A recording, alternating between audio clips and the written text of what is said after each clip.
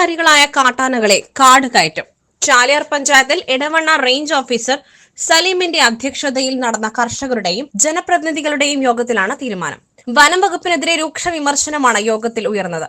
DFO യോഗത്തിൽ പങ്കെടുക്കാതിരുന്നതും വിമർശനങ്ങൾക്ക് മൂർച്ച കൂട്ടി.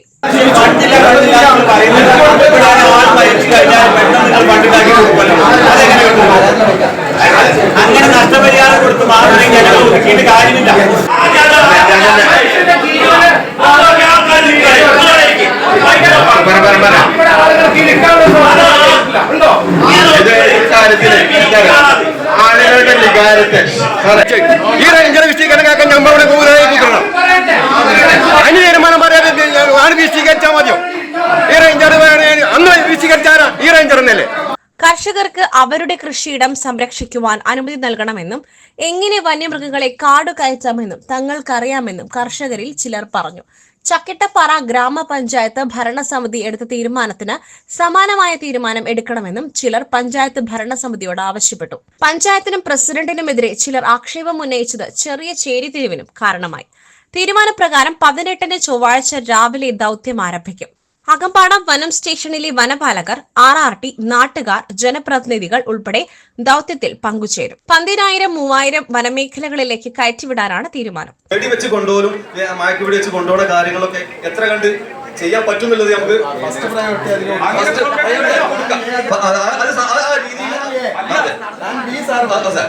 ഫസ്റ്റ് കാര്യം നമുക്ക് അങ്ങനെ സംസാരിച്ച് നോക്കാം. DFOയോട് അങ്ങനെ സംസാരിക്കാം, അങ്ങനെ പദ്ധതി ചെയ്യാൻ പറ്റുന്നുള്ളത്. അപ്പൊ നമുക്ക് അതിനെ തെരയിലും അതിനെ കണ്ടെത്തിയൊക്കെ പറ്റും. രണ്ടാമത്തെ കാര്യം എന്ന് പറഞ്ഞാൽ ഇപ്പൊ ഞങ്ങൾ കഴിഞ്ഞ പ്രാവശ്യം പണ്ട് നമ്മളിവിടെ ചെയ്ത പോലെ ആ നമുക്ക് തുരത്തി ഓടിക്കാൻ പറ്റുന്ന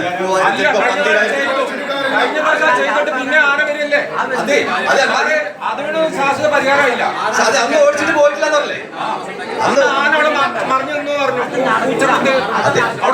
അതെ, അത് നമ്മൾക്ക് ശ്രമിച്ചു നോക്കാം എന്നേ പറഞ്ഞുള്ളൂ. ഇങ്ങനെ പദ്ധതികൾ നോക്കാനേ പറ്റുള്ളൂ. രണ്ട് കാര്യങ്ങൾ. ഒന്ന്, നമ്മൾ അവിടെ ഫെൻസിങ് ഓഫ് ആക്കിയതിനു ശേഷം ഇവിടുന്ന് 3000-ലേക്ക് നമുക്ക് മാറ്റാൻ ശ്രമിക്കാം. ഇവിടെ 3 അവിടെ 3 6 ഇവിടെ. വനത്തിലെ അമ്പുമല, വെറ്റിലക്കൊല്ലി, പാലക്കയം നഗറുകളിലെ ആദിവാസി കുടുംബങ്ങൾക്ക് ഭീഷണി ആകാത്ത വിധമായിരിക്കും ആനകളെ കാട് കയറ്റുക.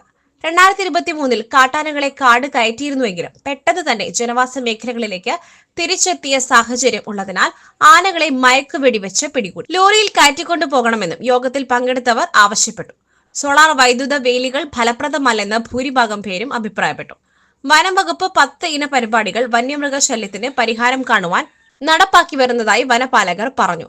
ഒടായിക്കൽ റെഗുലേറ്റർ കം ബ്രിഡ്ജ് വന്നതോടെ ജലലഭ്യത കൂടിയെന്നും ചാലിയാറിന്റെ തീരത്ത് ഇപ്പോൾ 6 ആനകൾ സ്ഥിരമായിട്ടുണ്ടെന്നും വനപാലകർ പറഞ്ഞു.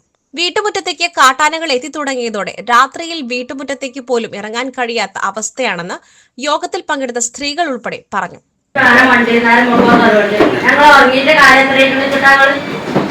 ഞങ്ങൾക്ക് പണിക്ക് വരണമെങ്കിൽ ഒരു സാധനത്തിന് വരണമെങ്കിൽ കിലോമീറ്ററിൽ നടന്നു വരണം ഫോറസ്റ്റിനോട് പോയി. ഞങ്ങൾ ഇപ്പൊ 2 വീട്ടുകാർ വാടക, ഇപ്പൊ ഞങ്ങൾ 4 വീട്ടുകാരുണ്ട്. ഞങ്ങൾ എന്ത് ചെയ്യും? ഈ ബസ് ആന വന്ന് ഞങ്ങളെ തന്നെ ചെയ്യുന്നത്. ആരോട് ഞങ്ങൾ പരാതി പറയും? കൃഷി മറ്റുള്ളവ പറഞ്ഞാൽ ഉണ്ടാക്കിയാണ്ടാവും, ജീവൻ ഉണ്ടാക്കിയാണ്ടാവില്ലല്ലോ. അതുകൊണ്ട് ഞങ്ങൾക്ക് ഇത്രയും പറയാനുള്ളൂ. എത്രയും പെട്ടെന്ന് ഞങ്ങൾ ഇതിന്റെ ഉള്ളിൽ നിന്ന് ഒഴിവാക്കാൻ പഞ്ചായത്തും ഭരണത്തിന് ഒക്കെ പറയാൻ സാങ്കേതികമായി ഞങ്ങൾക്ക് എന്തെങ്കിലും തീരുമാനം തരാം. കൃഷി നശിപ്പിക്കുന്നതിന് നഷ്ടപരിഹാരമില്ലെന്നും കൃഷി ചെയ്ത് ജീവിക്കുവാൻ കഴിയുന്നില്ലെന്നും കർഷകർ പറഞ്ഞു. യോഗം തുടങ്ങിയപ്പോൾ തന്നെ DFO എത്താത്തതിൽ പ്രതിഷേധവുമായി കർഷകർ എഴുന്നേറ്റതോടെ നേരിയ വാക്കേറ്റങ്ങൾക്ക് കാരണമായി. യോഗം കഴിയും വരെ പോലീസും സ്ഥലത്തുണ്ടായിരുന്നു.